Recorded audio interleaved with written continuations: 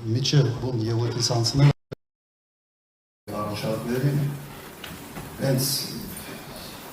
մտանք ձեր տարածք, լիճ, ճոպանուղի և այլը։ Հիմա ուղղակի ասեմ, որ Ծաղկաձորի ճոպանուղին կառուցելուց հետո 2-3 տարի անց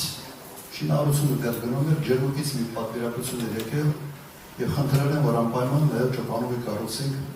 ջերմուկում։ Եվ կառուցել, իջանից ոչ որ չի եկել, չի ասել։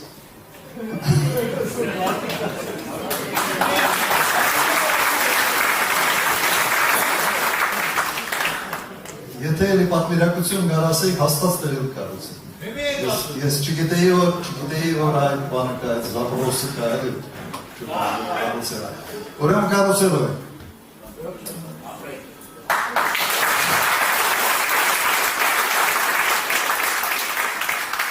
Այսօր կցանկանայի մի քանի խոսքով ոգեկիսվել ձեր հետ անվտանգության հարցերի շուրջ։ Ինչու անվտանգության, արդեն Քրիստինեն դրա մասին ասաց,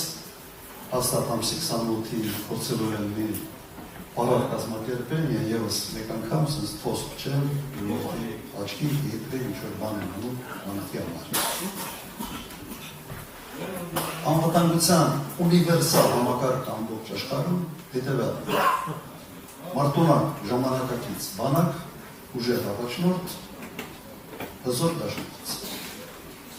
Կրկնեմ այդ միտքը, մարդկությունը ուրիշ մոդել չի որում։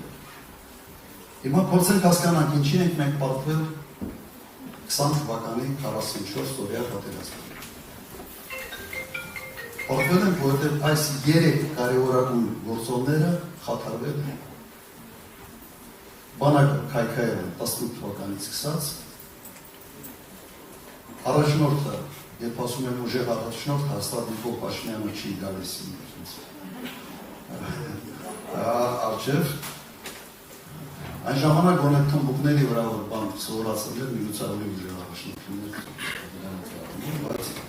որ հայտարարությունն էր և հայտնի կադրերը, երբ ռաժոկը չէր կարող միացնել Կալաշնիկովի ավտոմատը։ Այսպիսի գերագույն գլխավոր ժամանակար ենք ունեցել։ Եվ երրորդը փչացրեց հարաբերությունները մեր դաշնակցիների։ Ուրեմն 3 այդ կարևորագույն կոմպոնենտներ մտածված հետևողական քայլերով քայլել են։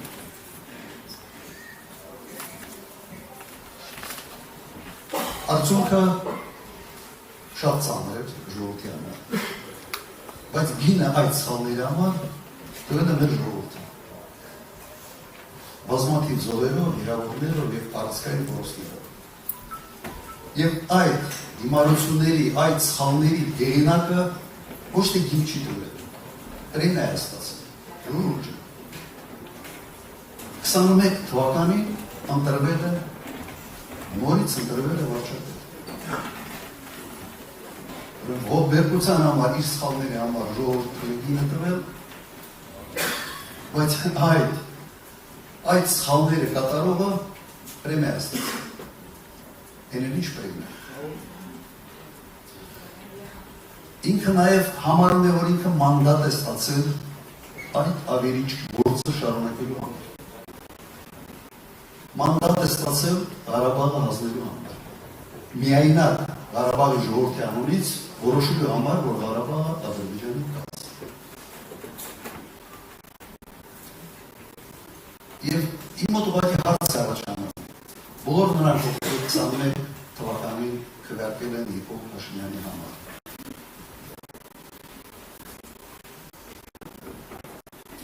Գիտակցում են,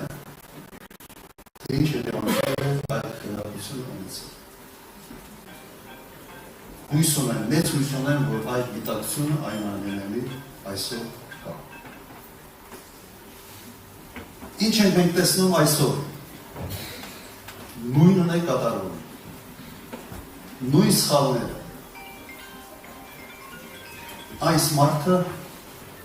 կամ ընդհանրապես փորձից որևէ եզրակացություն չի անում, կամ հատուկ ծրագիր է իրականացնում, ուրիշ բացատրություն ես այստեղ ուղղակի չունեն։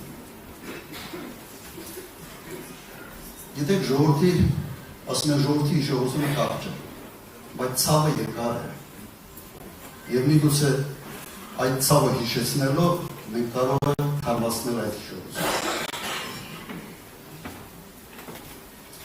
Վերադառնամ այդ պլանավորվող паради մասին, որը ցամուտի կունենա, եւ Քրիստինեն հիշեցրեց այդ սուերի դեպքը։ Այն գումարները, որոնք նախատեսված էին փող համակարգի համար, այդ գումարներով, հակաօդային պաշտպանության համար, այդ գումարներով գնվել են սումներ մոտ 120 միլիոն դոլար, որոնց հետ չեն գնել քարտերներ, եւ այդ սուերը գոնե մեկ մարտական խնդիր չեն լուծել, որտեղ զենք չունեին, այսպես ասենք, սիրուն լավ ինքնաթիռը, բայց այդ ինքնաթիռը մարտական գործողությունների համար չես կարող օգտագործել։ Մի հայտարարություն է, որի համար ոչ մեկը պատասխան չտվեց։ Եթե գնային փոփ համակարգերը, հաստատ 100% վստահությամբ ասում են, բայրակտարների հարցը կլուծեին եւ պատերազմը լրիվ այլ կերպ կավարտվեր։ Մենք այդ պատերազմում պարտվել են անօթաչու ցանկերի։ Մենք չունեինք, իրենք այդ առումով բավական հակեցված էր իրենց հնարավորությունները իրենց բանը։ Հիմա մեզ ցույց են տալիս, ես այդ կադրերը տեսա, թե ինչ զենքեր են գնում։ Ժողովուրդ ջան, նորից գնում են զենքեր, որոնք չեն կարողանալ օգտագործել անհրաժեշտության դեպքում։ Դա աստված, որ այդ անհրաժեշտություն չլինի, բոլորս ձգտում են խաղաղության, բայց եւս գնում են զենքեր, որոնք չեն կարողանալ օգտագործել։ Ֆրանսիական հրետանի է, որը լավն է, բայց հրետանին առանց արկերի ոտի մետալում է, քանի տոննա մետալ է։ Հիմա մոտ հարց է առաջանում, քարտեզի նայեք, Ֆրանսիայից, այդ արկերը ոնց պետք է բերես Հայաստան հասցնես անհրաժեշտության դեպքում, որ ճանապարհով։ Ես մի բան հիշեցնեմ, 44 օրյա պատերազմի ժամանակ միայն Իրանի սահմանն էր բաց եւ Իրանի օդային տարածքները բաց նման կարգի սես մատակարարների համար։ Միայն Վրաստանը փակ էր։ Հիմա այս ինչ կատարվում է Իրանի շուրջ, նշանակում է նաեւ այստեղ է փակ լինելու Ֆրանսիայից NATO-ի անդամ երկրից բերելու համար։ Հիմա ինչ է կանում։ Կամ քարտեզ չեք նայում, կամ ընդհանրապես չգիտեք քարտեզը ինչ է։ Եվ իմ մոտ ինձ հարց են տալիս, ինչի համար է սա։ Ինչի համար ենք մենք եւս հսկայական գումարներ ծախսում զենքի վրա, որի օգտագործման հնարավորություն չենք ունենալու։ Ինչ որ մի քանակի արկեր բերել են, ենթադրում եմ, բայց դա ինտենսիվ պատերազմի ժամանակ ընդամենը 2-3 շաբաթ աշխարհը լինել։ Ու վերջ։ Եվ միայն բացատրությունը հետևյալն է։ Ֆրանսիական ռազմավարությունաբերական կոմպլեքսի ֆինանսավորել են, որ Մակրոնը գա եւ համբուրի։ Ասի ապրի։ Նիկոլը շատ լավ տղա է։ Սրա համար է մեր երկիրը։ Ես մի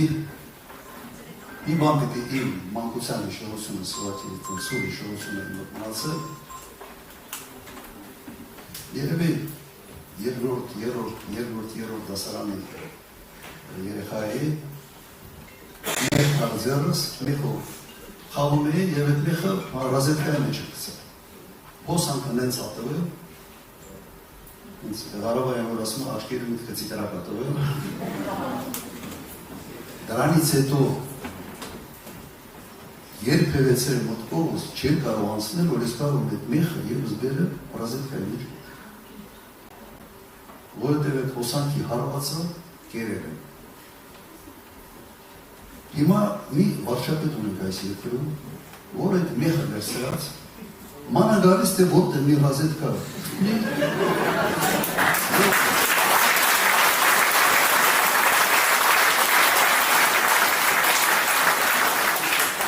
Խնդիրը նրա մեջ է, որ այդ խոսանք իրեն չի խփում, ժողովրդին է խփում։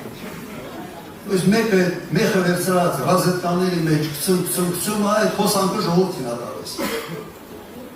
Զոհերով, վիրավորներով, տարածքային կորուստներով։ Հիմա իմ առաջարկը ինչն է։ Այդ մեխը ձեռից վերցնել։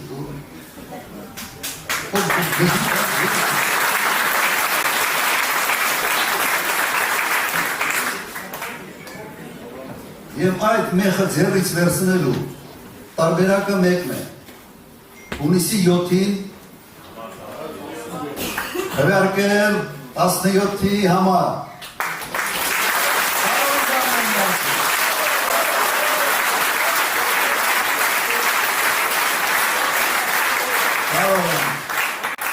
Շնորհակալություն, մենք ունենք ինտերակտիվ նաև հատված, չէ՞։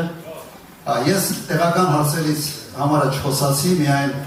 ճոպանուղու հարցն է, ինքն մի քիչ Նիկոլավարի մեղքը գցեցի ձեր վրա։ Որ ժամանակ իմ դիմեի կլիներ, բայց անկեղծ եմ ասում, իսկապես որ դիմեի կլիներ։ Եվ միգուցե այդ